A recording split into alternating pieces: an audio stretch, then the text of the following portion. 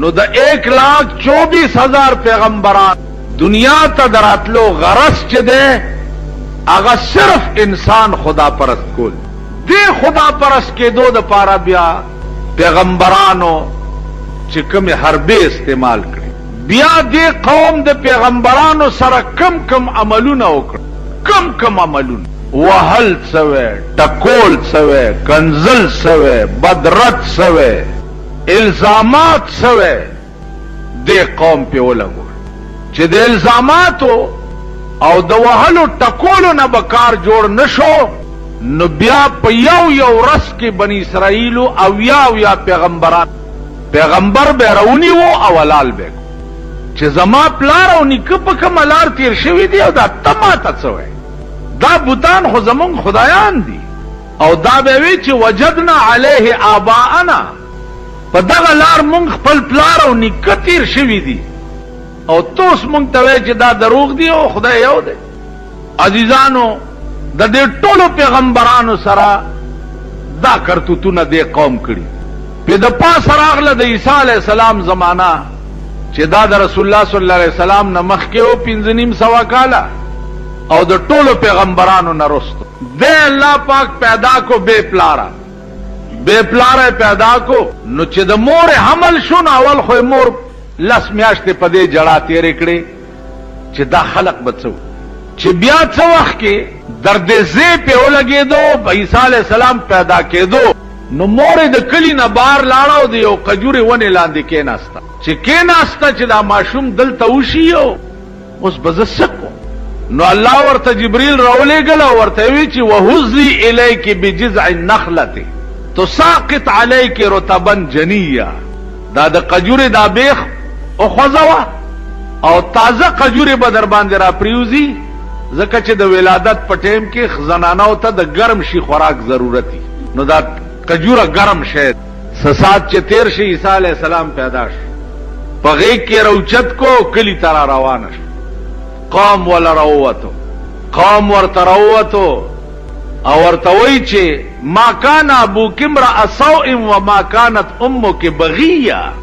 ستا خو پلارم خسړې او مور دیم خخزوا دا دې کم نو الله پویا کړي وا چې قوم در نسو وخت کې دا پښتنه وکي نو تب غاګ نه کې تو اشاره دې زوی ته دی وکا چې دنه پښتنه وکي نو بیبي مریم زوی ته اشاره وکړه چې دنه پښتنه وکي ته کم ځای نه را نو دا قوم ورته وی چې کیف نکلم من کان فی المهد صبیا دغه معشوم څنګه خبرې کولې شي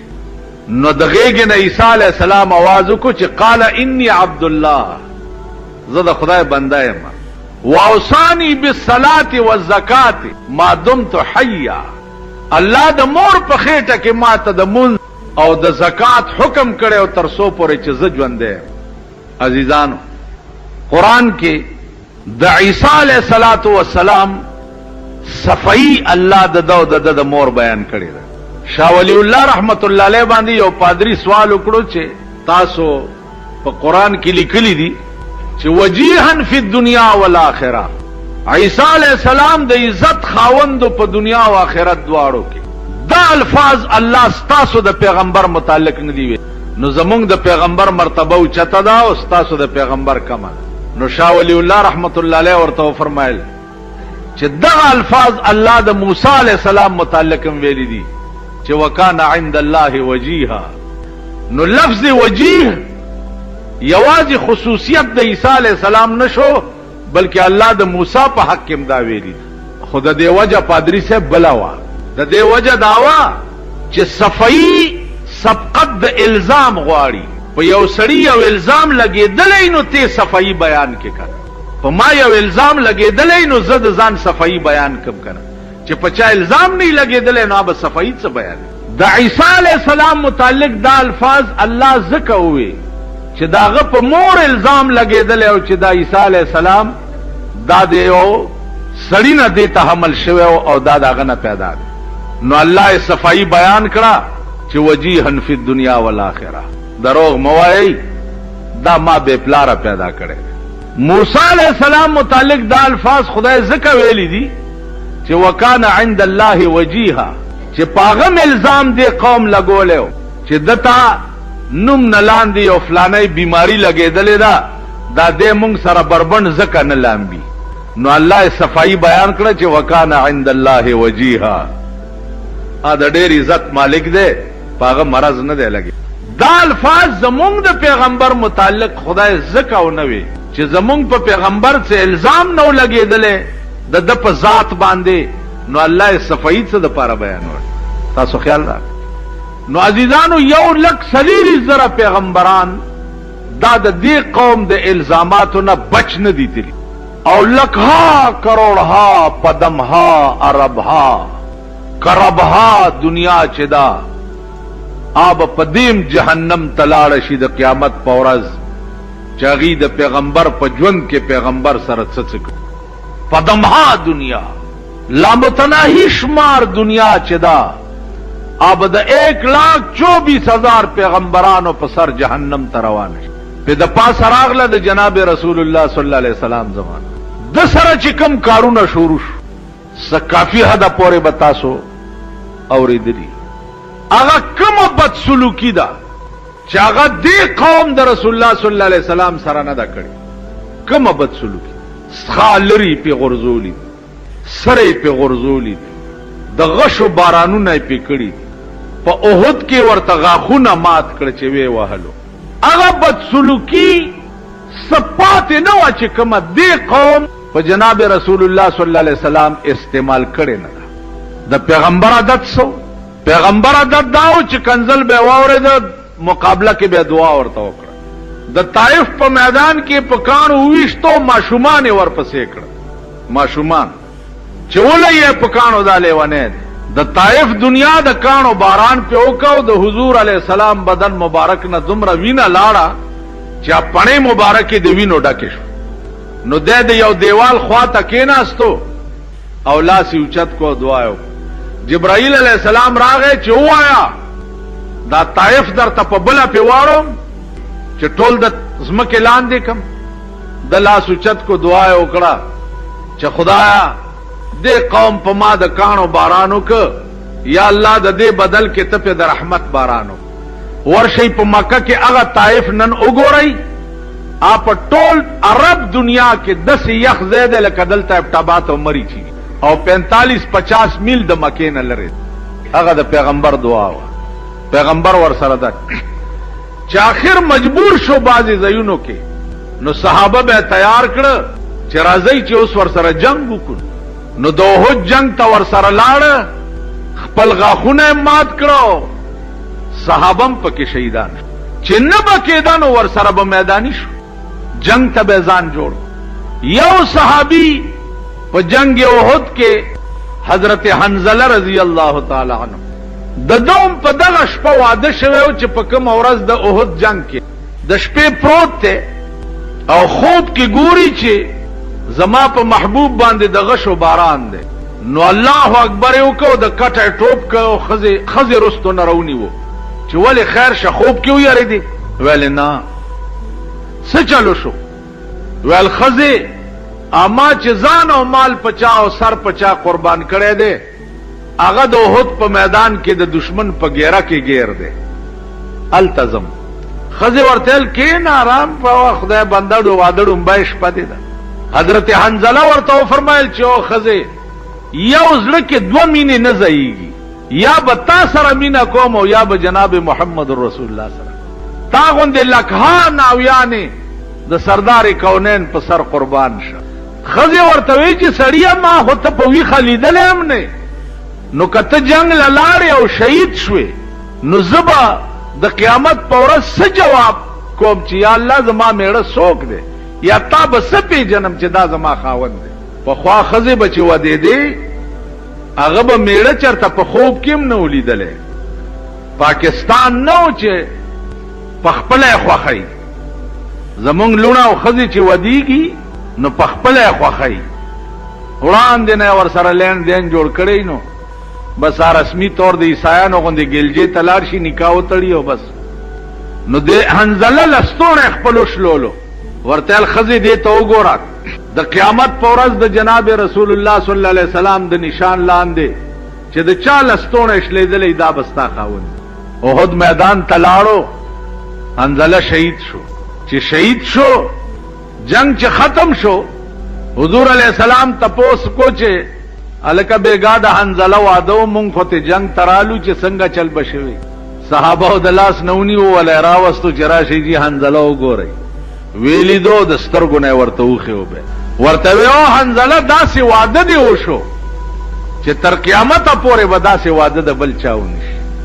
عزیزانو عرض می داو چې دی دین د پاره د ډومبای شپې ناوې بم خلکو قربان کړو، میدان ته براوتو او د اسلام د ناموس د پاره به په میدان کې سر قربان. د بدر میدان وګورئ، غزوه خندق وګورئ، غزوه یرموک وګورئ، دا جهادونه وګوره چې نه بکیدا نو پیغمبر برا میدانی شو او صحابه ته وی چې راځي چې اوس ور سره جنگ. زما عزیزانو دا جنگ صد پاره، دا جنگ صرف دې د پاره چې په دې ځمکه د الله نوم میټاو نشي او د الله نوم غستو والا پاتې شي. نو په هر رنگ کې اتمام حجت بکیده. د دنیا هر ګوټ ته د پیغمبر आवाज برسېدو چې اتمام حجت وشي، چې سبا دا خلق داو نه وي چې مونږ چا خبر کړي نو. او تاسو په دې پاکستان کې یو چغې دی او سوري دی چې د مولیانو سکار دی چې الیکشن ته ولاړ دي. د مولیانو سکار، د دوی خو جماعت او منبر شته کنه، د دوی سکار. نو د مولیانو سکار دی. د اسلامی مملکت سربراه چې دا هغه خزه پکار ده. د اسلامی مملکت سربراه چې دی هغه شرابی او زناکار او بدماش پکار دی. د اسلامی مملکت د پارلیمنت ممبر چې دی غل او ډاکو او شرابی او خبيث پکار. که د اسلامی پارلیمنت ممبر چې دی هغه نیک او صالح او دیندار او قرآن خان او حدیث خوان پکار. تاسو ورشئ په سعودي عرب کې وګورئ، د سعودي عرب د پارلیمنت ممبران چې دي هغه د کعبه امامان دي. د سعودي عرب د پارلیمنت ممبران چې دي ا د مدینه منوره امامان او خطیبان. داغه د پارلیمنت ممبران چې دي هغه د مدینه یونیورسيټي مدرسان دي. دا دغه پارلیمنت. نن ته پارلیمنت رقم خلق لګیا ہے. تاسو ورشئ په مردان کې وګورئ، مردانیانو چې د محب باباجی چې د اډې صاحب خلیفہ دی داغه په مقابله کې د کم قماش سره پاس کړو. ورشي لک مردانیانو نه پختن. تاسو ورشئ په غزنی خیلو کې وګورئ، بنو نپاس د تبلیغی جماعت امیر د دیوبند فارغ لوی عالم په کلونو چلے لګولو والا هغه د کلی خان د خاندان په مقابله کې دولت او پیسو د پاره الوی عالم وګرځولو. خانه پاک پرون جړه کولیدو، د دویم جړه انتظار کوئ ان شاء الله. او د خدای ته ویلی هم دي، خدای ته دا سوال کړي هم دي، دا قوم نور د ژوندۍ پاتې کېدو. تاسو وګورئ د دې قوم حال. بیا تر دې پوری شوی دي چې استاد هغه سر مولا او جناب محمد رسول الله. ځکه چې مولاتوب خداغه نه را روان دي. نو تا د یو فاسق او فاجر او د بدماش کینډیډیټ د پاره د لوفر چې بعضی پکې مسلمانان هم ندي، د مرتد زامن دي، دا غوی د پاره